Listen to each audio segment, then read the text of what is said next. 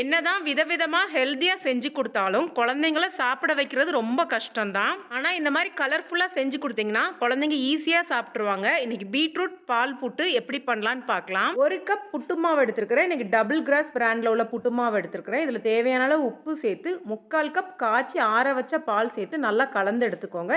இது ஒரு 20 நிமிஷம் ஊறட்டும். இங்க இன்னொரு பேன்ல 2 டீஸ்பூன் நெய் சேர்த்திருக்கிறேன். இதுல மீடியம் சைஸ் பீட்ரூட்ட துருவி சேர்த்துக்கோங்க. பீட்ரூட் பச்சை வாசனை மாறி அதுலருந்து வர்ற தண்ணி எல்லாம் ட்ரை ஆனதுக்கு அப்புறமா நல்லா ஆற வச்சுட்டு புட்டு மாவோட சேர்த்துக்கோங்க. 3 டேபிள் ஸ்பூன் நாட்டு சக்கரை சேர்த்து நல்லா கலந்து எடுத்துக்கோங்க. இன்னைக்கு நான் இனிப்பு புட்டா செய்யறனால நாட்டு சக்கரை சேர்த்திருக்கிறேன். ஒருவேளை நீங்க காரமா குழம்போட சேர்த்து சாப்பிடுறதா இருந்தா நாட்டு சக்கரையை ஸ்கிப் பண்ணிக்கோங்க. நல்லா கலந்து எடுத்ததுக்கு அப்புறமா இதை மிக்ஸி ஜார்ல பல்ஸ் மோட்ல மட்டும் ஒரு வாட்டி சுத்தி எடுத்துக்கோங்க. புட்டு மாவு பதம் இந்த மாதிரி இருக்கணும். வழக்கமா நம்ம புட்டு வேக வைக்கிற மாதிரி தேங்காவும் புட்டு மாவும் போட்டு வேக வச்சு எடுத்துக்கோங்க.